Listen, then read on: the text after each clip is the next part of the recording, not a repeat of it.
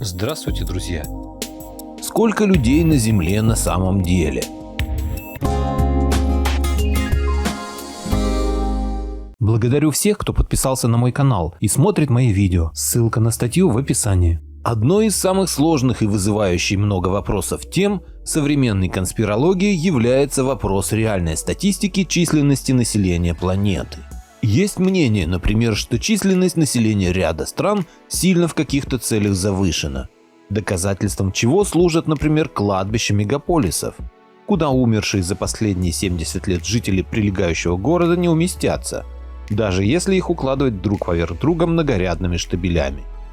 Очень сильно завышена также численность Китая. Этот китайский обман – одна из частей глобального поглощения мировой экономики и часть мифа об огромной численности китайской армии с целью запугать ближайших соседей. Также есть мнение из области уже так называемой хардкорной конспирологии, то есть конспирологии, от идей которых даже у многих теоретиков заговора глаза полезут на лоб. Согласно этой хардкорной теории, довольно значительная часть населения мира – это своего рода симуляция, то есть либо персонажи, генерированные управляющим миром компьютером, либо биороботы, которых создают какие-то инопланетяне. Все это очень сложные темы, на которые написаны горы материалов, поэтому мы будем все это разбирать постепенно, по мере появления тех или иных доказывающих конспирологические теории странных фактов.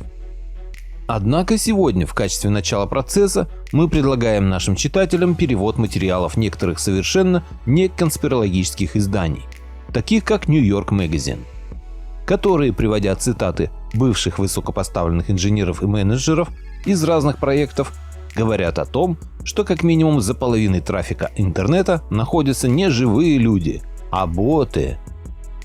И если это действительно правдивая информация, что видимо именно так и есть, факт тотального доминирования ботов над пользователями в сети становится еще одним косвенным доказательством того, что виртуальные персонажи по своей численности скорее всего доминируют и на других площадках, например, в реальном мире.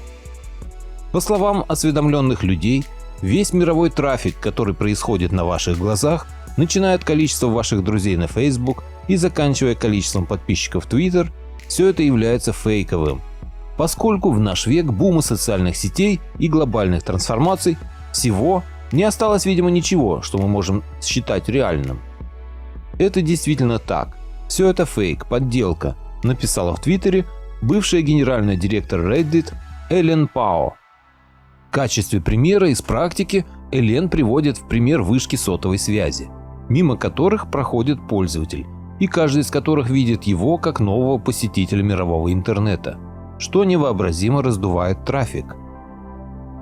При этом, чтобы не быть голословной, Эллен ссылается на статью New York Magazine от 26 декабря, в которой говорится, что показатели интернет-трафика некоторых крупнейших технологических компаний или сильно-сильно завышены, или вообще сфабрикованы. New York Magazine, на который ссылается Эллен, пишет, сколько находящихся в сети пользователей являются поддельными. Как правило, исследования показывают, что из года в год все меньше веб-трафика приходится на реальных людей, а в последнее время, по мнению некоторых исследователей, боты являются уже тотальным большинством в интернете. В 2013 году газета Times сообщила, что в течение некоторого периода времени половина трафика YouTube была в виде ботов, маскирующихся под людей. Эта часть трафика была настолько высока, что сами сотрудники YouTube боялись перегиба, после которого системы YouTube по обнаружению фейкового трафика рухнут от перезагрузки. Как подобное происходит? Это для всех загадка. На сегодняшний день все глобальные компании хорошо понимают, что метрика должна быть самой главной и самой реальной вещью во всем интернете, поскольку она лежит в основе рекламного бизнеса.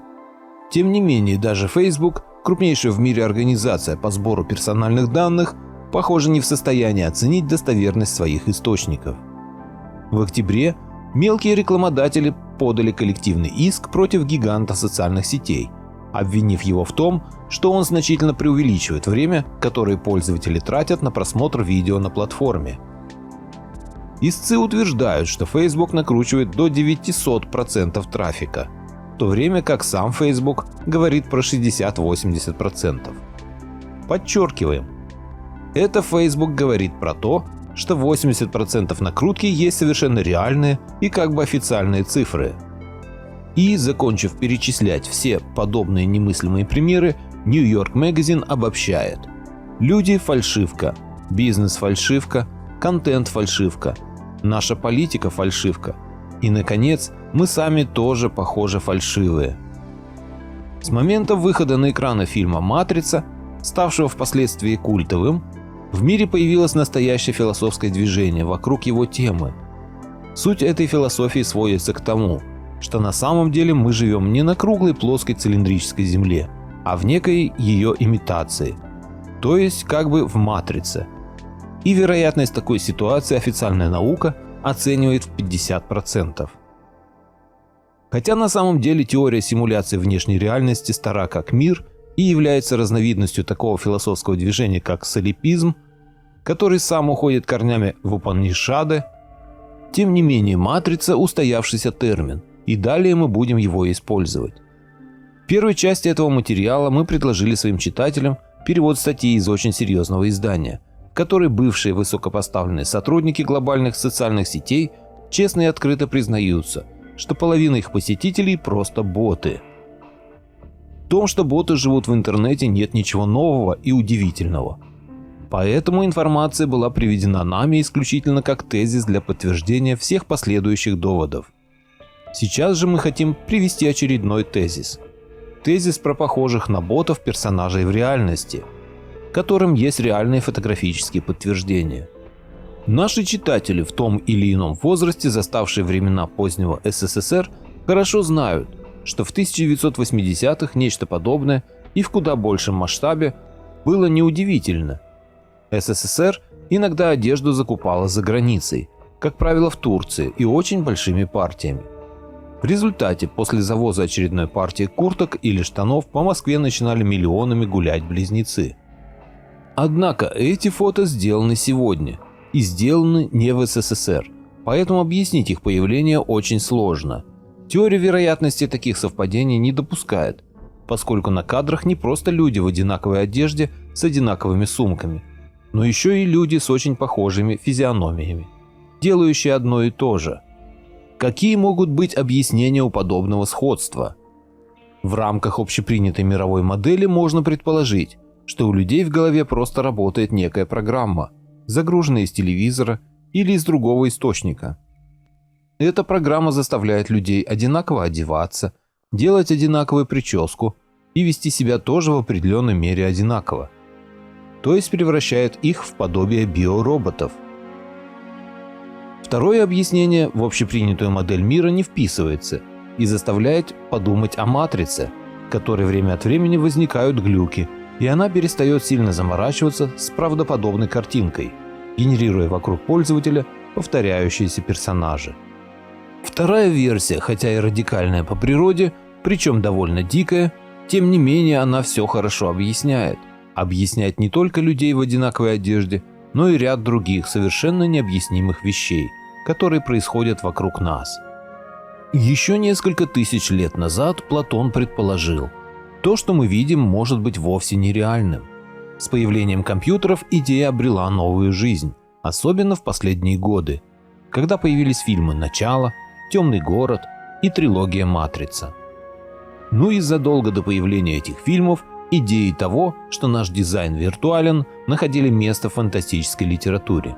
Может ли наш мир действительно в буквальном смысле быть смоделированным на компьютере? Компьютеры могут обрабатывать огромные объемы данных, и некоторые из наиболее продуктивных и интенсивных решений требуют моделирования. Симуляции подразумевают включение множества переменных и искусственный интеллект для их анализа и изучения результатов. Некоторые симуляции сугубо игровые, некоторые вовлекают ситуации из реальной жизни, например, распространение болезней. Мощные компьютеры позволяют проводить мощные симуляции, особенно исторические. Если компьютеры станут достаточно мощными, они смогут создать историческую симуляцию, в которой у самоосознающих существ не будет ни малейшего представления о том, что они являются частью программы. Даже если компьютеры становятся все более мощными, Вселенная может быть слишком сложной, чтобы уместиться в одном из них. Каждый из 7 миллиардов человек в настоящее время достаточно сложен, чтобы конкурировать с любым возможным воображением компьютера. И мы представляем бесконечно малую часть огромной Вселенной, которая содержит миллиарды галактик. Будет невероятно сложно, если вообще возможно, принять во внимание многие переменные. Мы считаем, что прошлое произошло, потому что у нас есть воспоминания, и потому что у нас есть фотографии и книги. Но что, если это все только что написанный код? Что, если ваша жизнь обновляется каждый раз, когда вы моргаете? Самое интересное, что это невозможно доказать или опровергнуть. А что думаете вы? В каком мире мы живем? И что на самом деле скрывается за реальностью? Вот такая интересная статья попалась мне сегодня, и я решил поделиться ею с вами. Надеюсь, вам было интересно. А если хотите не пропустить следующие мои выпуски, подпишитесь на мой канал и отметьте колокольчик. Всем спасибо за внимание. Буду рад вас видеть на своем канале снова.